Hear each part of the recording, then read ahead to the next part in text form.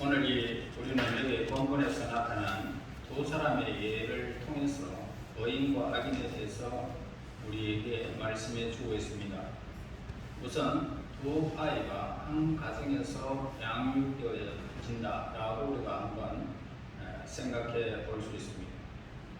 어린이들의 성품은 매우 빨리 개발되기 때문에 이렇게 때때로 아주 어린 아이들이 자신들의 기질과 성격을 나타내 보이기도 합니다. 그래서 이들 중에 한 명은 아버지의 마음을 기쁘게 하는가 하면 다른 한 명은 어머니의 건심이 된다라고 본문에서도 이야기를 하고 있습니다.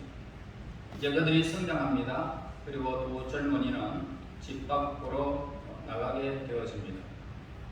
그래서 5절에 보면 여름에 거두는 자는 지혜로운 아들이나 추수 때에 자는 자는 부끄러움을 끼치는 아들이니라.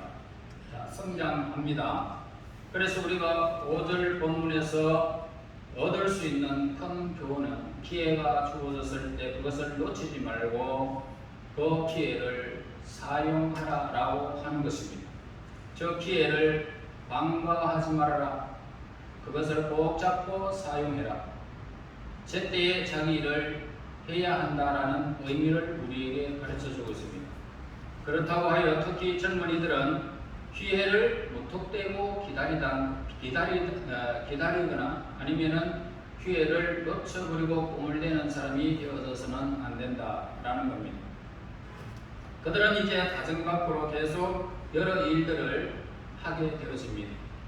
이제 두 젊은이는 각자 나름대로 해야 할 일을 갖고 있고 맡은 바 책임이 있습니다. 그런데 여기에 법칙이 있는데 4절에 말합니다. 손을 게으르게 놀리는 자는 가난하게 되고 손이 부지런한 자는 부하게 되느니라. 자, 손을 게으르게 놀리는 것에는 두 가지 종류가 있죠.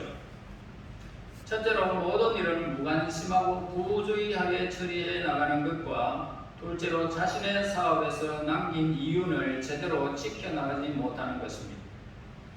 그러나 생각하면서 활기 있게 자신의 일을 해 나가는 사람은 그리고 자신의 손을 부지런히 놀리는 것과 마찬가지로 자신의 영혼과 정신과 마음을 다하여 일을 해나가는 사람은 자신이 남긴 이 이윤에 대해서도 결코 소홀히 하거나 동안치 하지 않는다라는 것입니다. 그래서 이 두 젊은이들의 미래는 어떻게 될까라는 겁니다.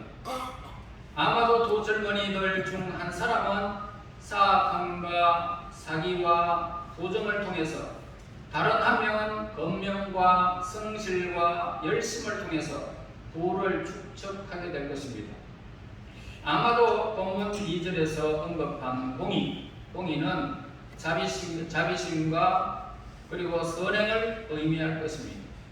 자, 이기적이고 탐욕에 가득한 사람에게는 그 자신의 소유물들이 아무런 도움이 되지 못하는 것입니다. 모든 부는 다른 여러 것과 마찬가지로 은혜를 베푸는 한 수단이 되어야 하기 때문입니다. 따라서 선행을 행한다 라는 이런 선행을 행하는 사람은 자신의 부를 하나님을 위해서 사용하는 하나의 도구로 바라보게 될 것입니다. 두 젊은이가 이제 변화를 받게 되어진다면 즉 환경이 변하고 불운이 닥쳐졌을 때에 완전한 성품을 지닌 사람과 그렇지 못한 사람 사이에 생기는 차이점이 얼마나 클 것인지 염려하지 않을 수가 없습니다. 두 젊은이는 이제 나이가 들어서 죽음을 맞이하게 될 것입니다. 그래서 6절에 보니까 의인의 머리에는 복이 임하나 악인의 입은 독을 머금느니라. 여기서 악인이라는 것은 악명이 높은 사악한 사람을 의미하고 있습니다. 의인이 성장하여 타인의 존경과 사랑을 한 몸에 받을 때 악인은 타인의 독을 한 몸에 받게 된다는 것입니다. 7절 보세요. 의인을 기념할 때에는 칭찬하거니와 악인의 이름은 습게 되느니라. 자, 우리의 임종 후에 묘비에 이 사람은 참으로 의로운 사람이었다라고 기록되어진다면 이는 후세들에게 다른 어떤 재산보다 더 훌륭한 재산이 될 것입니다. 반면에 사악한 부모의 이름은 후세들에게 불쾌한 이미지를 남겨줄 따름입니다. 따라서 젊은이들에게 기꺼이 배우고자 하는 그런 열망과 올바른 길을 걷고자 하는 그 정직함이 우리에게 요청되어진다라고 할 수 있습니다. 그러므로 우리들은 후세들에게 부끄럽지 않도록 모든 일을 하나님 앞에서 정직하게 하자 이 말입니다. 여러분 정직해야 됩니다. 자, 2절에서 우리가 악한 방법으로 얻은 세상뿐 아니라 이 세상과 이 다음에 올 세상에 대해서도 가지고 있는 우리의 자기 기만적인 여러 생각도 다 무익하다라고 가르치고 있습니다. 그러니까 사람들은요, 이 세상이 결코 끝이 없다라고 생각하면서 이와 반대로 이 세상 이후의 세상은 결코 존재하지 않는다라고 생각하는데, 그러한 생각은 본문의 불의의 재물과 마찬가지로 무익하다라고 합니다. 그래서 불의한 재물이라는 것은 뭐냐면 모호하거나 불공정한 방법으로 혹은 도정하거나 금지된 방법으로 얻은 재물을 의미하고 있다는 것입니다. 불의한 재물, 모호합니다. 확실하지 않다는 말이죠. 불공정한 방법, 도정된 것이나 아니면 금지된 방법으로 모은 재산을 의미하고 있다는 겁니다. 따라서 그런 재물은 마치 이 세상의 모든 재물이 주권자의 명령과 의지와는 전혀 상관이 없음을 나타내기 위한 모든 사악한 일에 쓰여진다는 것입니다. 즉 재물을 얻고 그 재물을 사용하는 데 있어서 신앙은 아무런 영향력도 가질 수 없다라는 것입니다.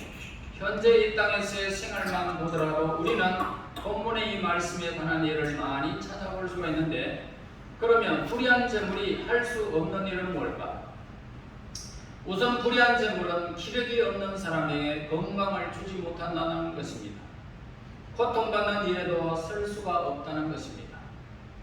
평안도 살 수가 없다는 것입니다. 항상 불안합니다. 따라서 불의의 재물은 그 모양은 제 아무리 멋있고 훌륭하다 해도 결국 다 무익한 것이다 라고 말합니다. 또한 이 불의의 재물은 인간이 진정으로 원하는 행복 그리고 영혼의 평정과 기쁨도 주지 못한다는 것입니다. 그리고 여러 시련을 견뎌나갈 힘이 사라져 버리는 것입니다. 따라서 우리는 인간이 영존하는 전제로 태어나서 영혼을 향하여 가야 하는 시간이 저와 여러분들에게 착각 다가오고 있습니다.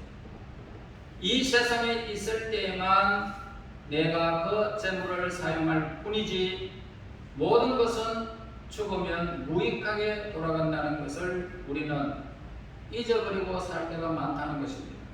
기억해야 됩니다. 어떤 면에서는 개인이나 국가가 물질을 소유하는 것은 사회생활의 필수 조건이 되어집니다. 비록 물질의 산출이 필요 조건이 아니라 해도 엄밀히 말하자면 물질의 소유 문제는 정신적으로 문제가 나타날 수가 있다는 것입니다.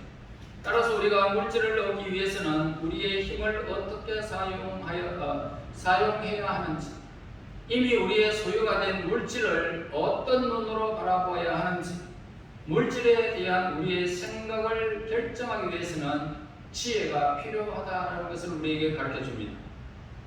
특히 이 물질의 분배 문제입니다. 분배는 오늘날 매우 현실적인 문제로 나타나고 있지 않습니까? 당장 있으면 편리하고 없으면 불편합니다. 당장 있으면 행복하고 없으면 불행한 것 같습니다. 어느 면에 있어서 물질의 산출이 모든 정신적, 영적 생명의 존재 조건이라고 한다면 올바른 도덕적 개념은 물질의 분배를 결정하는데 필수 불가결한 그런 요소가 되어지는 것은 분명한 것입니다. 그래서 잠언서에서는 우리에게 부가 유리함을 준다, 가난은 불리함을 준다라고 솔직히 인정하라는 것입니다. 다시 말해서 본문은 생명을 유지하는 데 필요한 가장 이상적인 요소들을 무시해서는 안 된다라고 합니다. 성경은 가난이 우리에게 지독한 두려움의 대상이 됨을 잘 알고 있기 때문에 데살로니가 후서 3장 10절에 보면은 일하기 싫거든 먹지도 말라라고 했습니다. 그래서 이 말씀과 함께 가난을 벗어버리며 건면하게 노력해야 한다는 것은 여러 곳에서 성경에서도 권고하고 있습니다. 특히 이 본문에서 가난한 자들로 하여금 안락과 부를 얻을 수 있도록 열심히 노력하라는 말씀을 우리에게 가르쳐주고 있습니다. 많이 찾아볼 수가 있죠. 그러나 우리는 우리에게 여러 이점을 가져다주는 재물에 대해서 몇 가지 신중히 생각해 보아야 하는 것입니다. 우선 재물이라는 것은 뭡니까? 재물은 불안정하다는 것입니다.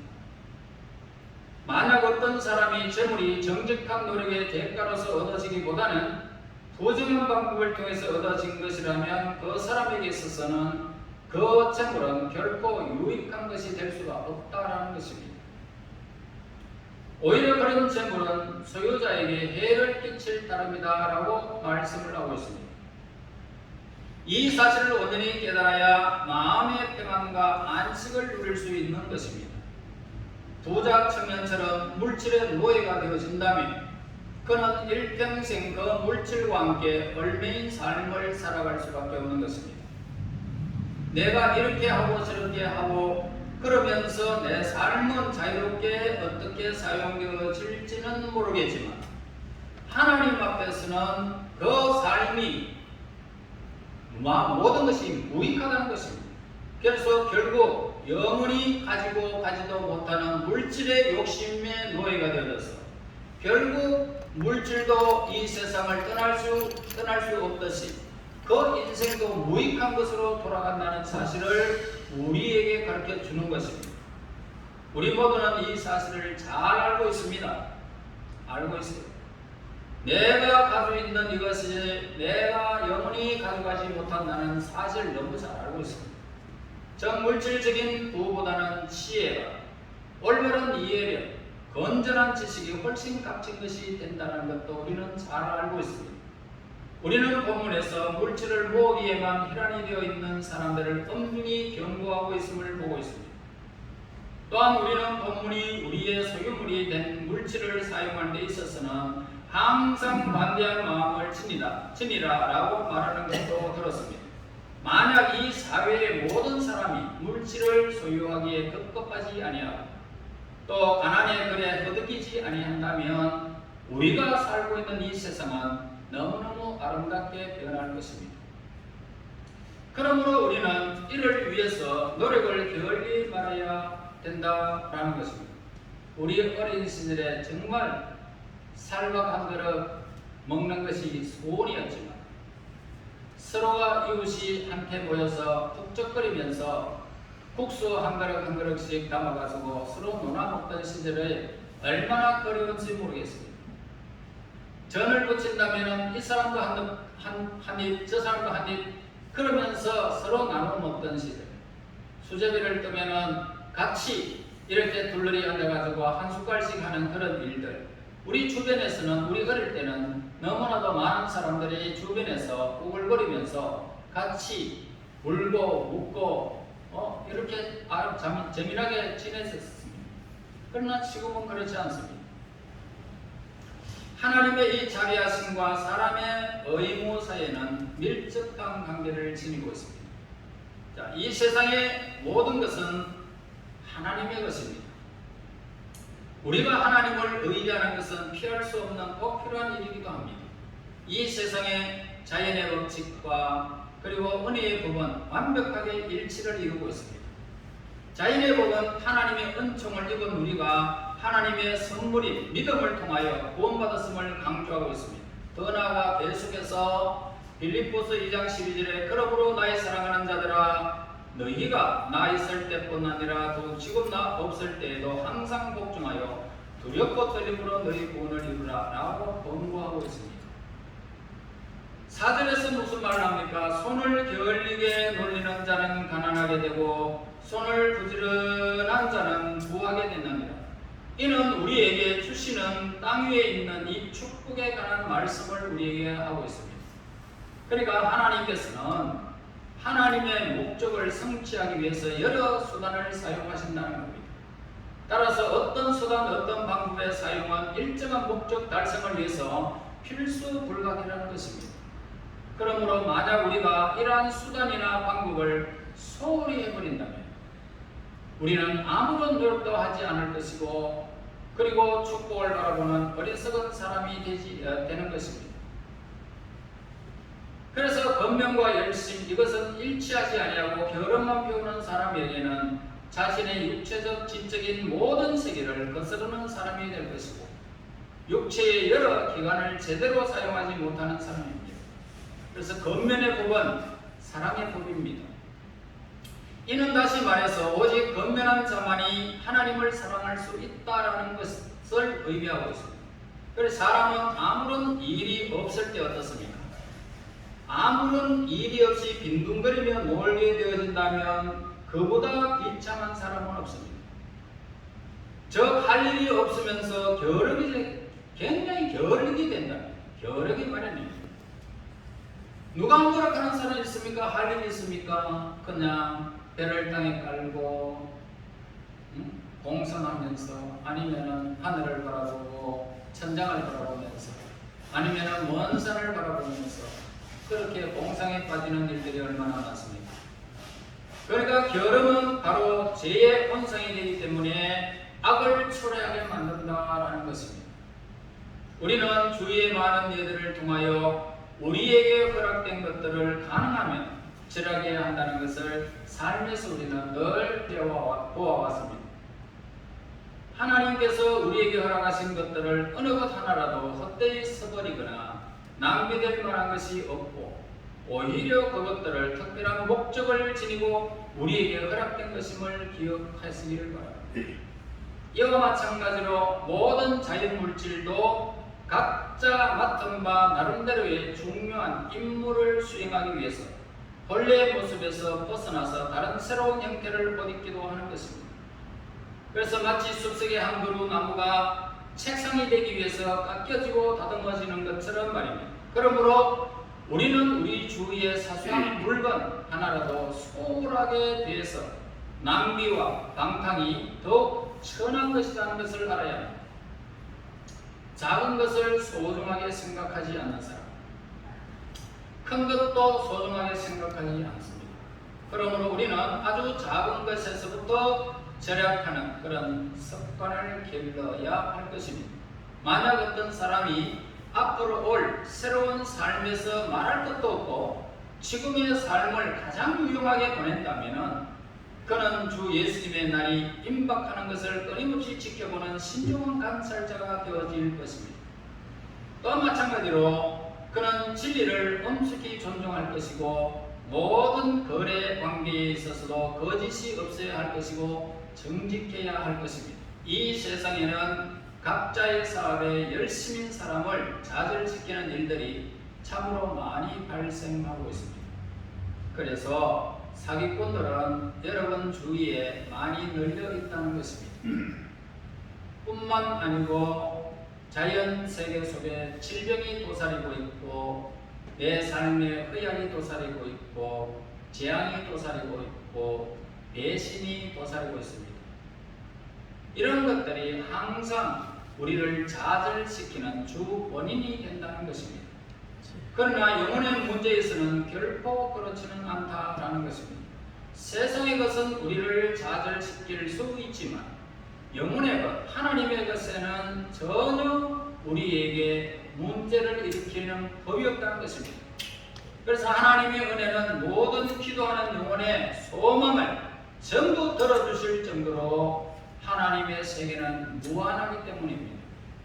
그런데 여기 한 가지 분명한 약속의 말씀이 있습니다. 즉 영원한 생명을 구하고자 양식을 주시고자 구하고자 이렇게 열심히 노력하는 사람, 열심히 노력하는 사람은 어떻습니까? 자, 반드시 그 예상했던 것 이상의 보답을 받게 된다는 것입니다. 다시 말해서 영원한 생명을 유지하는 데 필요한 영적인 양식을 구하고자 하나님 앞에 갈급한 마음으로 나오는 열심 있는 하나님의 사람들에게는 예상했던 것 이상의 보답이 그에게 주어진다라는 것입니다. 그리고 그가 누리는 기쁨과 또한 즐거움은 무한대로 계속적으로 그 무한하게 기쁨이 한없이 펼쳐질 것입니다. 그러므로 기도하는 영혼은 진실로 참된 부를 얻게 된다는 것입니다. 기도하게 되어지면 하나님 앞에서 얻은 재물이라는 사실을 깨닫게 되어지고 하나님이 나에게 필요한 대로 늘 쓸 것을 채우신다는 이 사실을 깨닫게 됩니다. 그렇게 되는 영혼에게는 참된 부가 뭔지를 깨닫게 되어집니다. 불의한 재물이 아닙니다. 따라서 우리는 모두는 기도를 게을리하지 말자는 것입니다. 그래서 항상 기도 시간을 정하여 놓고 참된 부를 얻기를 간절히 소망해야 할 것입니다. 하나님 앞에서 온전한 기도를 드리는 사람은 하늘과 땅에 거리낌이 없이 그 문제가 하나하나 해결되어지는 것들을 체험하게 될 것입니다. 그리고 이제 우리는 진정한 하나님께서 주신 이 물질이 나에게 꼭 필요한 물질로 내 삶을 채워가는 것을 누리게 될 것입니다. 써야 할 때 쓰고 쓰지 말아야 할 때 안 쓰고 아껴야 할 때 아끼고 써야 할 때는 그냥 펑펑 써버려도 괜찮습니다. 그래서 하나님의 영광을 위해서라면 우리는 쓸 수 있어야 됩니다. 그러나 나의 유익을 위해서는 아껴야 된다는 것입니다. 여러분, 따라서 우리 모두는 기도의 시간을 정해놓고 하나님과 나와의 관계를 올바르게 정립하고 아름다운 부를 누리면서 하나님 앞에 영광이 되어지는 우리의 물질이 되어야 할 것입니다. 그래서 여러분들이 살아가는 날 동안 이제 이 땅에서 어떤 일이 주어져도 하나님께서 우리에게 필요한 대로 주신다는 사실을 깨달으시고 그 물질을 나의 이기심으로 치워지는 물질이 아니고 하나님께 기도함으로 올바른 물질관을 가지고 사람과 하나님 앞에 언총 속에 하나님의 영광을 위해서 우리의 삶이 우리의 물질이 있기를 간절히 소원하면서 그렇게 원하는 하나님의 백성들에게 참다운 물질이 되어 여러분들의 이 땅에 살아가는 날 동안 그 물질 때문에 건강하고 그 물질 때문에 하나님께 기쁨이 되고 그 물질 때문에 여러분들의 즐거움이 될 것이고 그리고 안전하게 여러분들의 삶을 보호해 주실 것입니다. 이 땅에 살아가는 날 동안 하나님의 영광을 위하여 부를 사용하시기를 예수님 이름으로 축원합니다. 하나님 은혜 감사합니다. 오늘도 우리들을 사랑하여 주셔서 이 땅에 삶의 수많은 일들이 주어졌을 때에 하나님께서 허락하신 물질임을 깨닫고 그 물질을 하나님 영광에서 사용할지언정 이기심으로 우리의 삶을 욕심을 채우는 어리석은 자들이 되지 아니하도록 늘 물질관을 하나님 앞에 바르게 정립하며 살아갈 수 있는 믿음의 사람, 하나님의 사람들 되게 하옵소서. 예수님 이름으로 기도하옵나이다. 아멘.